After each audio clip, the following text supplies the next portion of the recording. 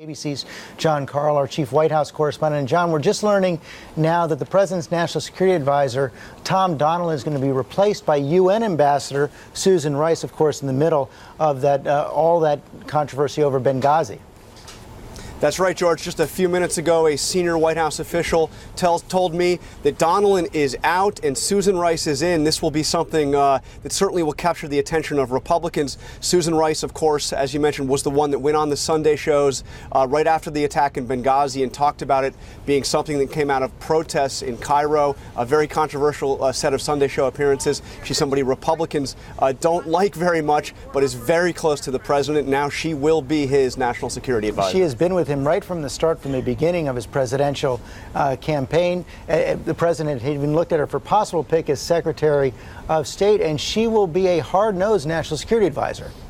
She is a no-nonsense advisor. As you mentioned, one of the very first foreign policy advisors on the president's campaign, close to him even before he officially launched the campaign. She is tough. She is no-nonsense. And frankly, she was, early indications, the person the president wanted to put over as Secretary of State. Republicans made it clear they would do everything they could to block that. As national security advisor, she does not need Senate confirmation. The president is free to choose whoever he wants. And speaking of no-nonsense, John, Michelle Obama last night, private fundraiser at a home in Washington, D.C., confronted by a gay rights activist, and she was having none of it.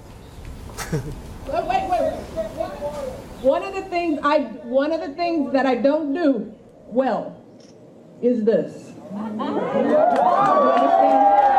And John, right after that, she basically walked right up to the heckler and went toe-to-toe. This is something else, George. The heckler told us afterwards that she felt like the First Lady was just a few inches away from her face. What happened is she came down from the podium, approached the heckler, and said, you could hear a little bit of it in that tape, one of the things I don't do well is this: listen to me, or you can take the mic, but I'm leaving. You all decide. You have one choice. George, the crowd loved it. They started applauding. The heckler was removed, and the First Lady went on with her speech.